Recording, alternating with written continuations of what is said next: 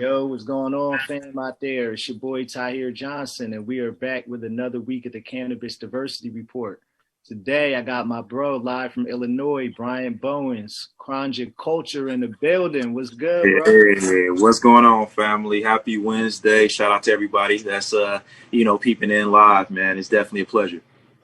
Yeah, man, definitely great to have you in the building, man. What's the weather like out there in Illinois, man? Is it cold or what? Oh man, they don't call it Windy City for nothing, bro. It's as it's promoted and as it's marked out to be, man. It's lots of snow out here, but that's expected, So I think being from the Midwest is no surprise, but it's not like Cali. Yeah, man. Well, it's definitely a pleasure to have you on here, bro. Since we linked up last year, you're definitely somebody I've seen been making moves in the industry.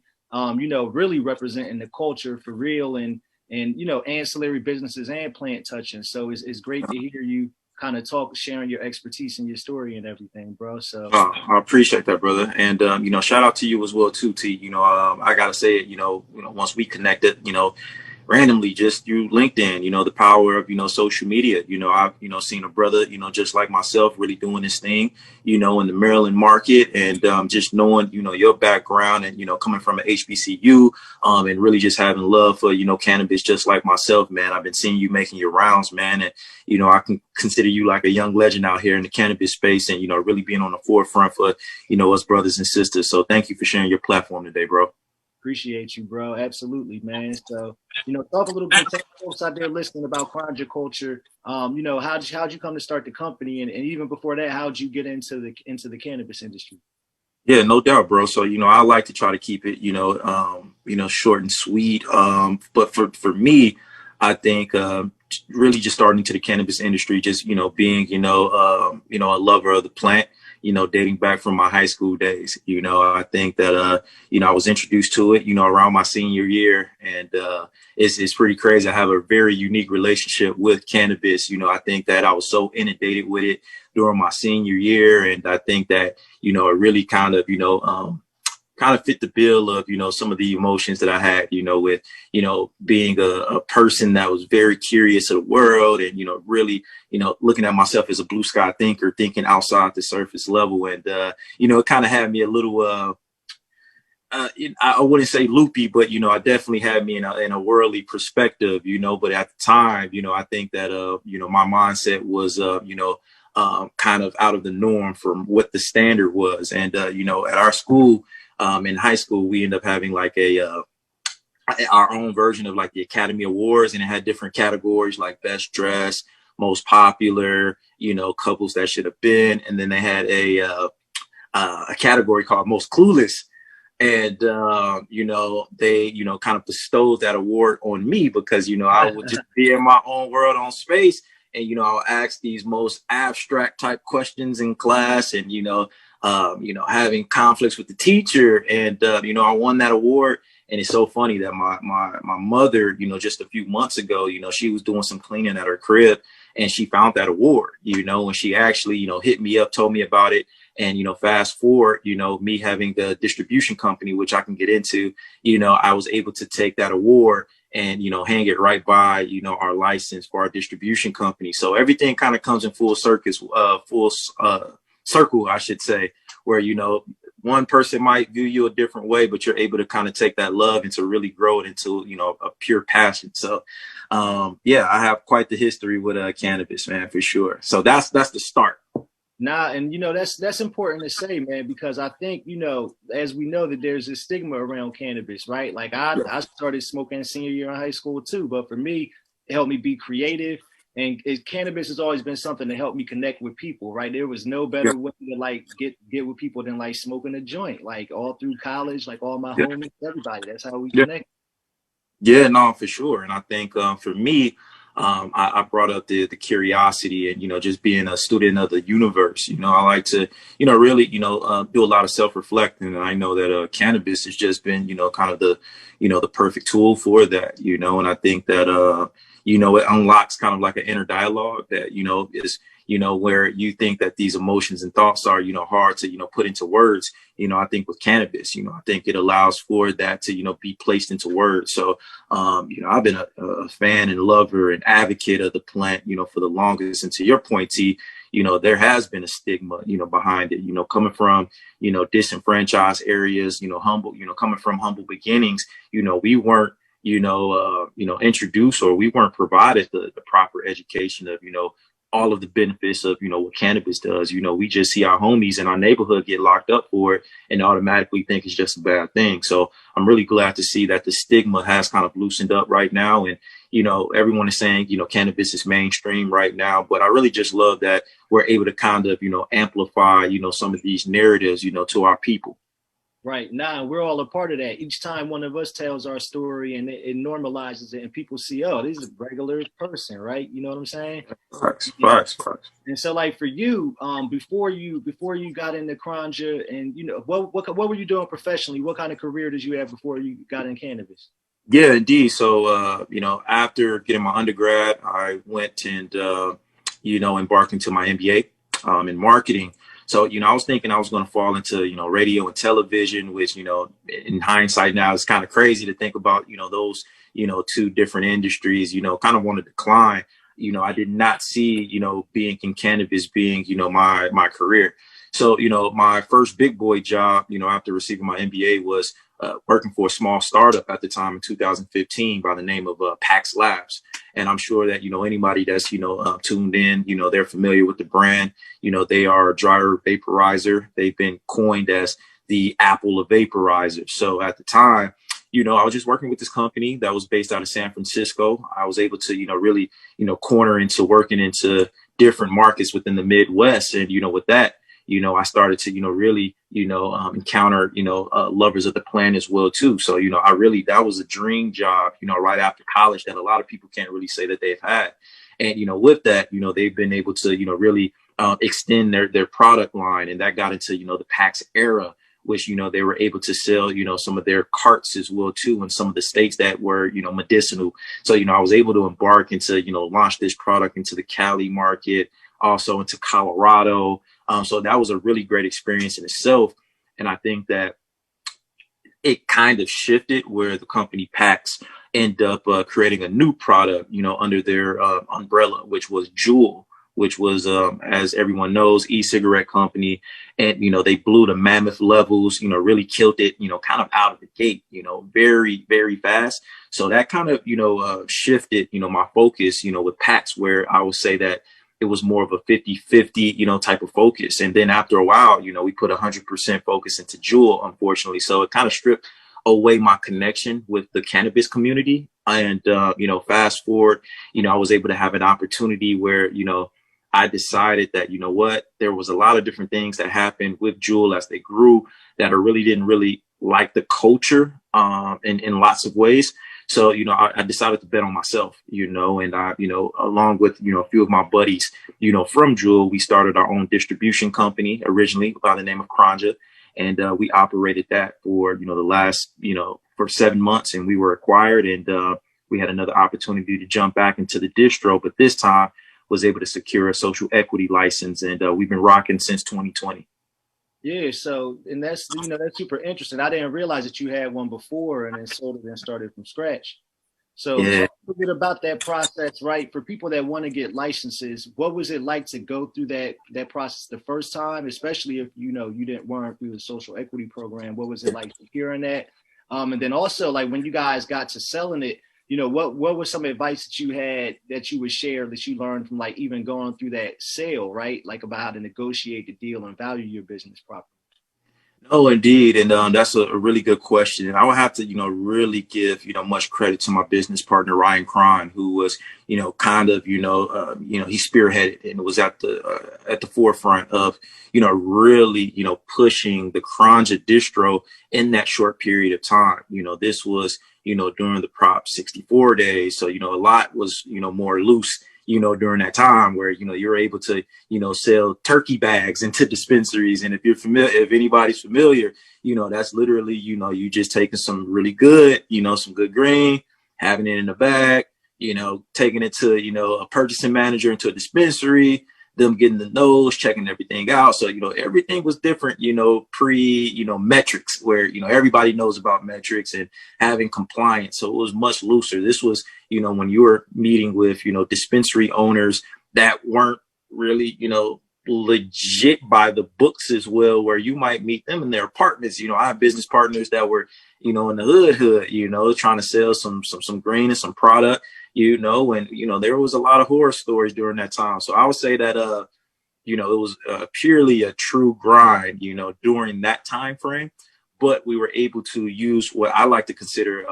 my buddy kind of, coined this term, being into this space, you want to have that mentality of hoodies and suits. So I think for us, we were able to take our experience working with Pax and Jewel and taking that experience while we were able to go into, the boardroom, the corporate rooms, to be able to talk to CEOs, to talk to CFOs on all levels, and to able to, express and show that side.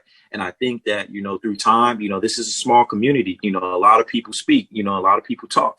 So I think that we were able to have VCs knock down our doors, investors, and then also, top tier distribution companies as well, too, to see what we were doing on a low scale, where we didn't have any salary. So our overhead wasn't high. So that was of interest to a lot of investors as well, too, where they said, hey, you're able to scale and to grow a business without having large overhead. So I think that's one of the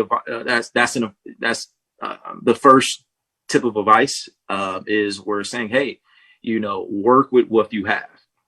And, I think with grit, resources and connections that we did have, we were able to kind of weather the storm. And then within 7 months, we were able to scale. And there was a top tier distribution company that was looking, they're in the business of acquiring, startups that were doing their thing. And, we kind of, held at the top of the ranks with that. So. Yeah, man. And like you said, it's definitely something to be said for, people that can navigate like the boardroom and really are from the culture, man. There's some added value. Not everybody could do that. And it puts you in a different light. Yeah, no, for sure, bro. And it's really, got us into doors that, we wouldn't have expected. But, I think that everything was, kind of a schooling in itself, so I have to, credit, Pax and Jewel and, other different endeavors that led us to that point. So I think, really being able to, amass those two, skill sets can definitely take you a long way, especially as the cannabis industry grows. Oh, yeah, absolutely. Because being on the inside of a company like that, like you said, being there from startup to like when they take on Jewel and really blew up, seeing how they were able to scale and how the company grew, that's invaluable experience. You can't buy that. Like you can't, like you can learn in business school, but they can't like really teach the experience. No, indeed, bro. And I think that in regards of investors, and you're seeing VCs that's, really doing their homework and their due diligence, they're looking at the leadership, they're looking at org charts, they're looking at, backgrounds of people that are running these companies. And I think that, for us to, work for, two, unicorn companies, essentially, really, worked in our favor for sure. And we're able to take those skills. So I think, being able to take what your niche is and what you're great at and really amplifying that. And I think putting that into your business, I think can really differentiate yourself, amongst your competitors.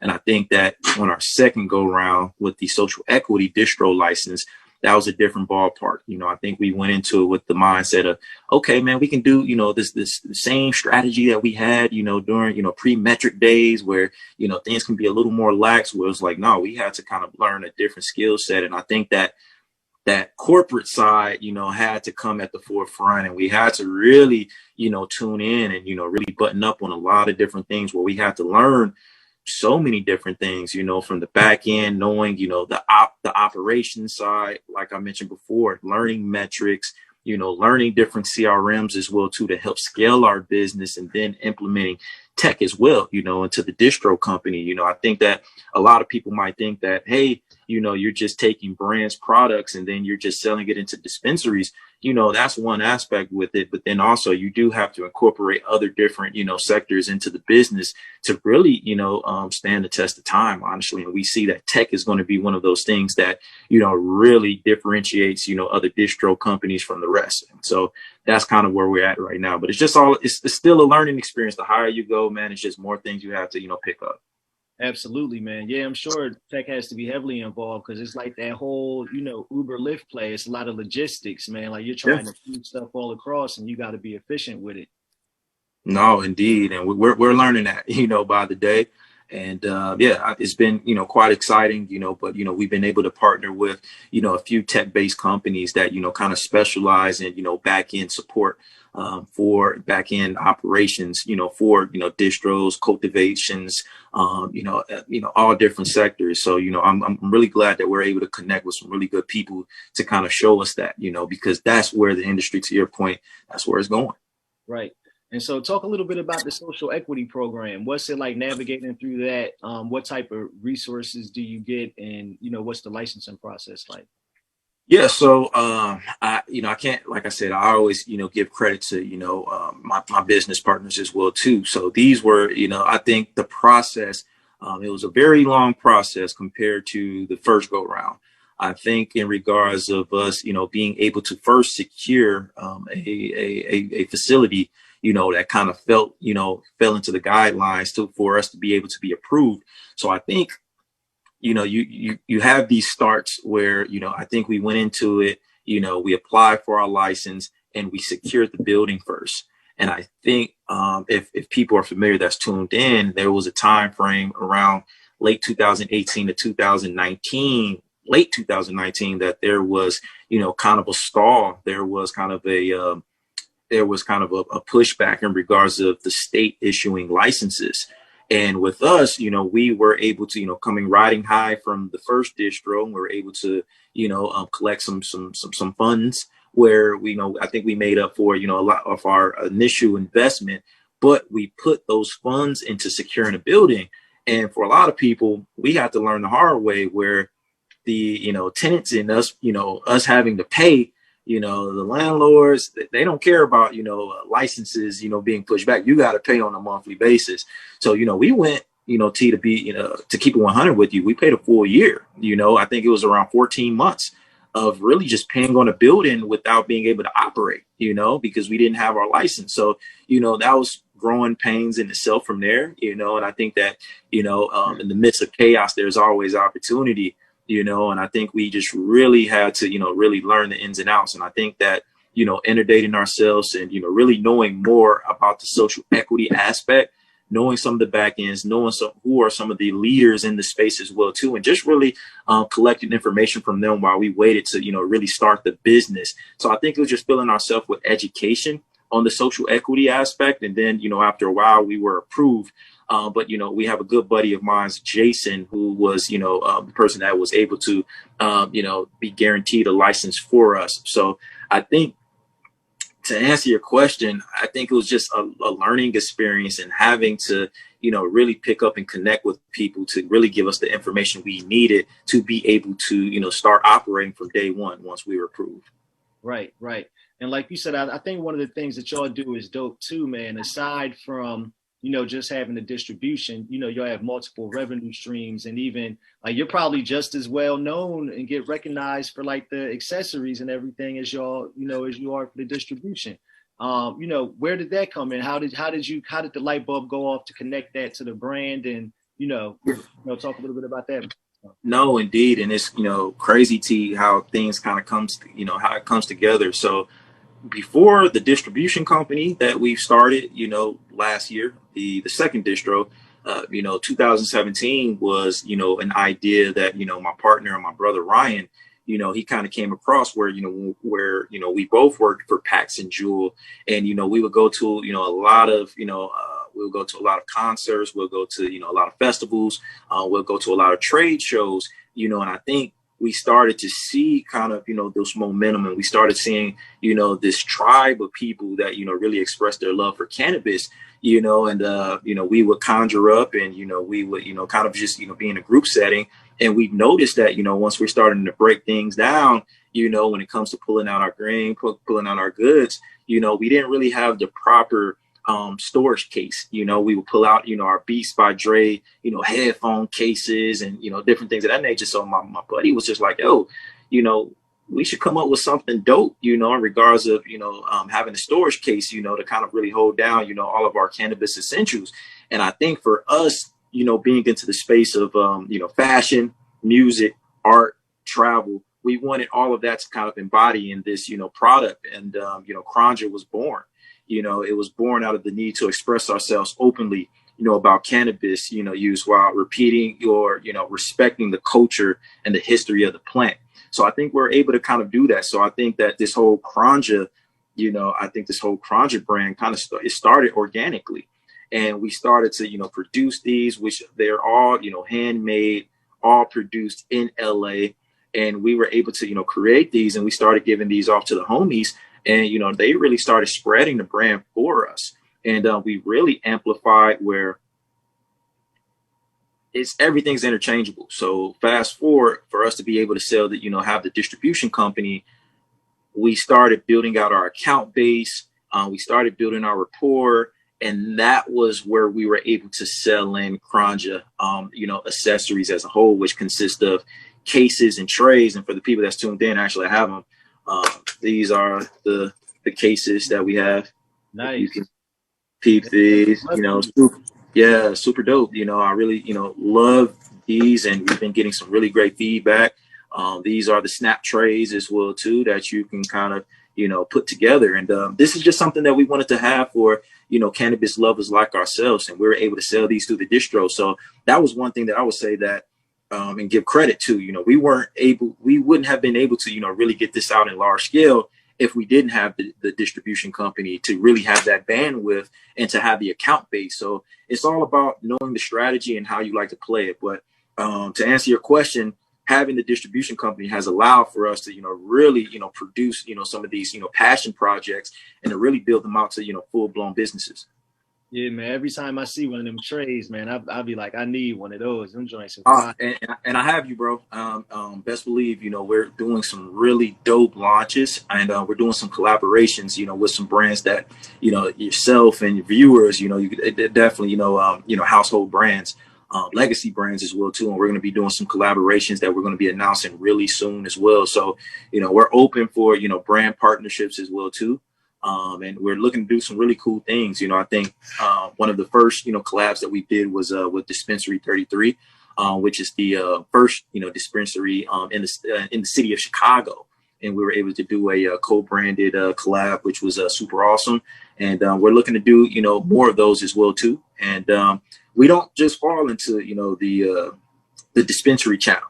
I think that, as I considered, I mentioned to you, T, this is a lifestyle brand. So we've kind of, merge the worlds where, people that loves fashion, music, art, and travel, that will go to a Barney's, that will go to a Nordstrom's, that will go to their local, premium boutique, who wouldn't necessarily go to, a traditional smoke shop because they have a stigma behind that. We've noticed that there are stigmas, behind kind of the two worlds, where that crowd is thinking that, hey, if I go to a smoke shop to get your trays, I got to go through a bead door, and I got to go through lava lamps and things of that nature. Like this, we want to, kind of make this, a luxury product that you can see on the shelves of stores that you go to.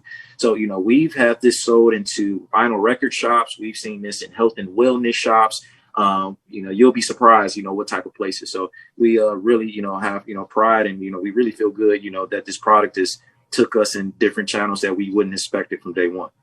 Yeah, man. And speaking of like partnerships and collabs, I know you probably have some you can't announce yet, man, but talk a little bit more about some of the people, that you guys are linking up with, man. Is this something that I'm really excited about, some of the homies, man? Yeah, no, indeed. So, I think in regards of, people that, are in tune, with our brand, we have people that, we reached out to, like, brands like, Viola, and, there's a few other, Black owned dispensaries, that's up on the West Coast as well too, that we're going to be doing some collaborations as well, and I think that, we've really built out something organic, and it's for the people. And like I said, we want to be kind of the face behind, luxury cannabis accessories. And I think that, it being Black owned and veteran owned as well too, where my, business partner, is a, former Marine, jumping into the space. I think that just matches the story, and people just resonate with it. And, I think just from last year, we've been able to be featured in Forbes, which was super dope. Shout out to Warren, who, spotted and seen the brand and, seeing where it's going, and kind of gave us that platform, and it kind of just grew from there. So I really want to just, ensure to, our consumers, our people, that we can produce luxury products. And I feel good that, with myself and a few other brands that I want to salute to, they have, they're amplifying that for us. So it's just really great. Yeah, no, and I absolutely, want to salute that too, man. And I think it's great to see, man. For you, what do you think are some of the reasons? Why do you think it is important that people should support Black owned and veteran owned minority owned cannabis businesses in general? Why is that more important than ever right now?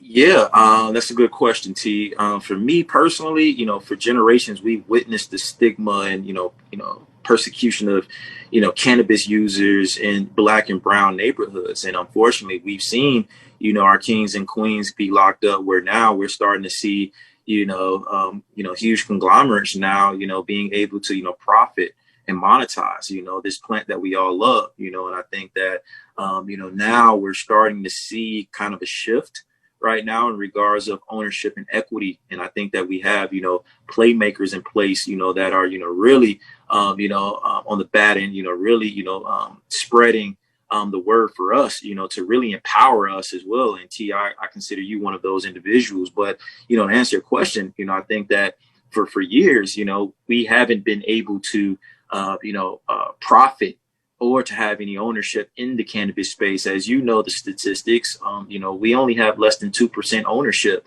out of the whole industry as a whole. And that's, very sad, but that is of the times. And I think that, the brother Al Harrington said it best. I think that, we've missed our ownership on, on the, and just in history as a whole, when it comes to the rice industry, when it comes to the alcohol industry, all of these different, sectors that, we've, really, put our hands into, we haven't been able to, really secure any ownership or have an infrastructure that we can be able to pass down generational wealth. And I think the shift is changing. And I think that right now that there's quality into the place, there are the figureheads that are in place now to really lead these industries. Forget, Black owned companies. We have people in place that can, lead these huge, MSOs, so I think that Black ownership is very key. And I think in terms of generational wealth, those are some of the great things that we can teach. And I think that we can lead by example for, the young brothers and sisters that's kind of coming right behind us. So I think, it's very imperative that we really preach ownership, as opposed to being a consumer, because we know that we're, $1 trillion spending group. We know we have the funds, but I think that if you're able to put some of that into, your own people, then that makes our neighborhoods better than, as opposed to relying on, the state to, issue, funds out as they promised. But then now we're even seeing in Illinois where there is a delay with them issuing, funds into our neighborhoods, where, just last year, Chicago, they ended up doing around $700 million. And then they were supposed to divvy out around 60 million. But that was kind of on hold. And now we're seeing licenses, push back. So to answer your question, ownership is key, and bringing that into our neighborhoods to empower and to enrich our neighborhood is very key. Yeah, man. And like you said, it's all about us sharing that information, the experiences that we have to try to uplift and empower others to get into this. And I see you doing a lot of that too, bro. So definitely want to tip my cap to you. Like, I noticed you got like the educational kind of series that you do online and everything. Talk a little bit about that. Yeah. So in terms of education, I think there isn't a lack of information that's, provided. I think in terms of the lack of education is there in place. I mean, we can learn information from anything that we want. We are living in the age of information. But in terms of education, where it's, easily digestible and it's catered to a particular group of people, And I've noticed that for me in my own space, I've had a lot of my brothers and sisters, really good friends of mine that are Black and brown, and saying, yo, B, how do I get into the cannabis industry? How do I know what news to pick up? You know, obviously we can send all the links in the world, but I think it's off of leading by action and consistency. So, you know, for me, you know, I've just done something, through LinkedIn, and you know, the power of LinkedIn, bro. We were able to connect through there, and I'm sure that you've been able to, you know, really, you know, garner some great relationships, you know, through these platforms. And, you know, now you have Clubhouse and you have IG. And, you know, I was like, you know what, things that interest, you know, me in regards of stories, you know, I kind of want to, collate these, you know, these stories and put them in video form. So I've created Bees Cannabites, you know, that I've released in, you know, in different platforms. You know, LinkedIn is one of those that I've, spearheaded and, you know, launched. And I really, you know, I was able to receive some really good feedback from those brothers and sisters. Say, yo, I didn't know this is what's going on in Illinois. I didn't know this is what's going on into Cali. So all of these different things, or I didn't know how to, you know, embark into, you know, getting a license, or I don't know what the status is, you know, with licenses in Illinois, because I have brothers and sisters, you know, putting their names in the hat, and unfortunately, you know, was unable to, you know, get licenses. And me being able to take these stories and break them down, and they're like, oh, okay, so KPMG is behind, you know, issuing licenses, and this is what's going on right now and what the governor's doing. So I've been able to get some really good feedback and having people to share that, but to be able to kind of amass and soak up that information so they can apply it in their endeavor. So Bees Cannabites has been something that I've been able to, you know, really launch. And with the help of that, I've been seeing brands reach out to me where they've been wanting me to, you know, kind of, you know, formulate their narrative and story into the form of a co-branded Bees Cannabite, you know, video segment. So, you know, shout out to Bespoke Financial, very dope company that, you know, in regards to minorities, you know, and then just, you know, startup companies looking to receive funding as well, too, you know, for their daily operations, buying product, paying for salaries as well, too. They do help with that, you know, as opposed to, you know, us knowing that banks aren't, you know, kind of an option, you know, at the moment. So all of that is, you know, people getting information from these video series, man. And I've just been enjoying it. And we're going to expand out in other different things with the Bees Cannabite. But it was just really just starting off with an idea, and it just grew to something really great. Yeah, man, I love it. I love seeing the information. I especially love the Cannabites because, like, they're short and sweet. They be like a couple minutes long. They got the graphics. Yeah. They, like, even if you don't know anything, like, you can take that and then you'll walk away from the situation knowing something. So it's definitely dope, man. Yeah, and it helps me too. You know, sometimes where I can be able to go back and be like, oh, okay, this is what's going on. I kind of totally forgot about that, but it's just really me taking, you know, an article that, you know, really stuck out, you know, for that week. And I said, you know what, if I thought that it, you know, was of interest, you know, I'm sure that there's other people that, you know, took a liking to it, will take a liking to it. And I've been seeing that from day one. Yeah. And, you know, like you said, brother, you got an MBA. You could be doing anything in the world, but you're in the cannabis industry. I think we talked a lot about, like, making sure that our people understand the opportunities here, opportunities for generational wealth. Like, you know, what advice do you have for other brothers and sisters out here that may be kind of looking at the cannabis industry that don't know if it's something that they want to do, or, you know, or looking at it and say, how do I get in and kind of transition those professional skills? What would you say? No, indeed, bro. Good question, T. I tell a lot of my brothers and sisters, you know, bloom where you're planted. You know, I think that, you know, we've, you know, had, even myself, you know, saying, man, I need to move out to the mecca of cannabis, you know, and I, you know, need to learn the industry. Luckily for me, you know, I was able to kind of make that jump from, you know, Illinois to, you know, Cali, you know, and I was able to kind of learn the industry, you know, as a novice and, you know, learning all the aspects. But as the industry grows, you know, and I think it's becoming more receptive, you know, you can literally bloom where you're planted, you know, as opposed to 2015, you know, bro, it wasn't what it is now. You know, there wasn't, you know, this small tribe or this large tribe of people that you can connect with, where I can reach out to UT, or I can reach out to this person or this person.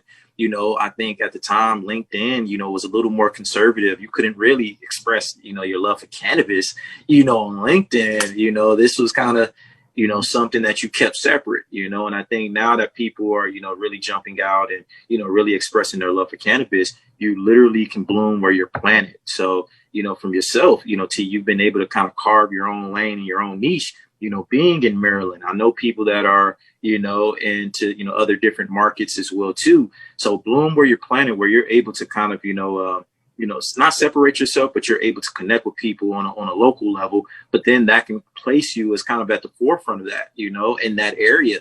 And as things open up in those areas, you're going to have a lot of, playmakers that's going to reach out to you for counsel and seek out for you for information. I mean, you've been doing your thing, T. I'm sure that was kind of the strategy with you, where you didn't necessarily have to, jump out into the cannabis, or to the Colorado market, the Cali market. So bloom where you're planted, and then also utilize the social media platforms that you have.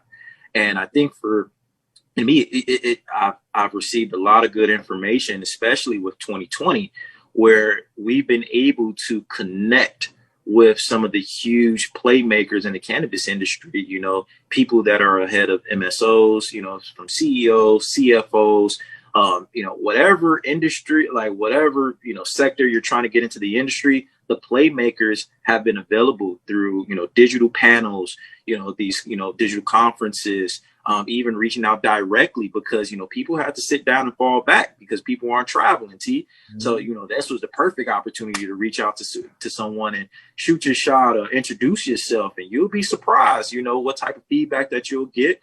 And, one, thing as well, too, is I got game from a mentor of mine where I like to consider a mentor, but they say, yo, don't ask for any mentorship. Assume the role.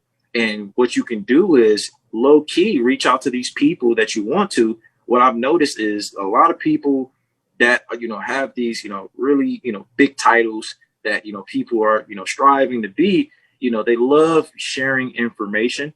And you can low key ask for questions, from here. You can reach out to this person maybe bi-weekly, once a month, and you can maybe have one or two questions. After a year, you've been able to get a whole playbook from these people. So in my mind, I assume the mentorship role from other people as opposed to asking for it. And they respect that as well, too, because, you have to respect people's times, and that they can't really honor, time into designating and teaching you the ropes. So I think through time, asking questions, once you build that up, you're able to really have, this zest of knowledge that you can be able to utilize kind of in your own space. So utilizing the internet, social media platforms, and bloom where you're planted. Bro, that was some amazing advice. Probably some of the best I've heard anybody give, man. And you're so right. Formula wise, that was pretty much the same thing I did. I just started out here in Maryland. And like you said, when you're moving around and doing certain things, people take notice. And it got me to be able to kind of get on this national stage. And mentorship, man, was so critical. Like, shout out to Shanita Penny. She was like my first mentor, like before I ever got in the game. I was hitting her up all the time. And by me getting so many gems from somebody like that, who like does this at a high level, it allowed me to like start from here. And then, the rest is kind of history, bro. So, man, that was some great gems that you had. If I can add on to that, bro, it's a really great point. Shelly Archibald, which is, kind of the forefront, one of the first, African-American women to really tackle and to, really be successful in the Silicon Valley space. I read her book, really, looked up a lot of her content as well, too. And she's the one who mentioned the, kind of, where I'm in sales. So, anytime you're in negotiations, you have to have the mindset of assume the sale. Assume kind of the mentorship role as well, too, where you don't have to ask directly, pick up these gems. And one thing that I would say that is you're able to kind of, collect this, information. And one thing I've noticed that can take you a long way, and, these mentors that you're looking to get this information, you can go back after they given you kind of that first tad bit of information or those jewels. You can circle back with them and you can say, hey, just wanted to let you know that I've applied, kind of the advice that you gave me in this scenario, and it actually helped me. And now I'm looking to take it to another level with this and this and that. But I wanted to thank you for giving me that information, because by giving me that advice, I've been able to do A, B, and C. And that goes a long way as well, where they're just opening the floodgate, where they say, oh, wow, you did this. I'm a person that can do this for you, this and this and this and that. And that's been tremendously well, as opposed to, every time you're reaching out to these people, look into it in the mindset of what added value am I bringing each time that I reach out to these people and these individuals, and having kind of a formula and a strategy behind that can take you a long way. Yo, real talk, man. That's so fire. I wish I could drop bombs to that, man. If y'all wasn't listening, I hope y'all got notepads out, writing all this down, man, taking notes, man, because for real, he's telling the truth out here. No, I appreciate it, bro. And I've been soaking up a lot of game from you, man, as well. Like I said, and it doesn't hurt. Like I said, shouting out to people as well too. Giving them their flowers, no pun intended. But if you see people that's on the front line and being consistent, such as yourself, and along with other few playmakers as well too. Show some love as well. Just say shout out. Thank you for putting me up on game. I love the articles that you're sharing and the content. And build rapport from there. So I think that's where I think that's why we're here today, is because I think that we seen from afar that we had kind of a mutual respect for each other, and then we started to see we have mutual connections. So everything starts off organically, man, and we're here. We made it. We still striving. For new heights, but I think that we're all in place right now to be successful. And I think that everybody that's tuned in as well too, I'm sure that they're in a place right now that, they're, asking themselves where they want to be, or they're in a space right now. So they're in good footings and they're in a good space. So shout out to everybody that's tuned in as well. Yeah, man. And showing love goes such a long way, bro, that it goes so much. And like you said, unpacking the power of social media, man. We're in this world, especially like you said in Corona, man, we're all sitting at home. You can reach out, Instagram, LinkedIn, Clubhouse, all of that type of stuff. Yeah. So I just got on Clubhouse finally, man. Everybody been asking me to get on there. I grabbed the iPad, so we're going to be on there, man. Yeah, we're going to have to build and connect, man. And I think that what you're doing right now, you're able to easily translate this into Clubhouse conversation as well too. I see a lot of people that does video series like yourself, and they have their Clubhouse app open as well too, and they're promoting this and having people tuned in. So they're having their conversations and their outlets all live streamed and different channels. So yeah, I see you doing that, man, and being at the forefront of that, along with a few buddies that we're cool with. I see you doing that, man, so salute to you, bro. Yeah, absolutely. We're on it, man. And, speaking of social media, let everybody know where they can find you, where they can look you up, and also where they can find CRONJA. Yeah, no, indeed, bro. So you can just, reach out to me. LinkedIn is, one of the, best ways of, reaching out to me. Also, you can reach out to me on Clubhouse. I'm new to Clubhouse as well. I've been trying to, drop some jewels when I can, and then also, IG is is a really great platform to reach out. The brand is CRONJA Culture, CRONJA, culture spelled, the regular way. And that's where you can kind of see all of our, our products, and then you can see what's, what we have on the horizon as well. And we have some really cool things in the pipeline. So you can start seeing those, kind of roll out into IG. And just check our website, CRONJAculture.com. You can support the movement. And we do some cool things, man. So thank you for just sharing the platform. Yeah, absolutely, bro. I'm absolutely looking forward to tapping in, connecting with y'all, everything you're doing, man. And just seeing y'all continue to do that great work, man, and inspiring other people, bro. Thanks for coming through.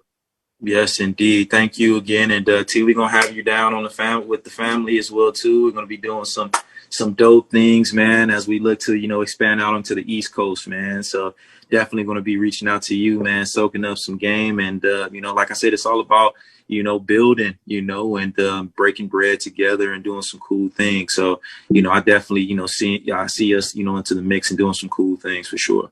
You already know, bro. Let's get it, man. Yes, yes. Peace, man. I'll talk to you soon. And for everybody out there listening, man, thank you for tuning into the Cannabis Diversity Report. Shout out to our sponsors, man. Shout out to law offices of Omar Figueroa, Tahoe Wellness, Copper State Farms. Appreciate y'all supporting the work that I've been doing here for diversity, equity, and inclusion. Man, shout out to everybody in NCIA Social Equity Scholarship Program. 110 members, man, from all over the country, social equity operators, applicants, working with y'all like over this past year and change, whatever I've been at NCIA has definitely been a blessing and some dope stuff. I'm absolutely looking forward to continuing to create content you know, and continuing to support the movement, man. So, you know, y'all stay tapped in, plugged in, all of that, and we're gonna link up. Peace.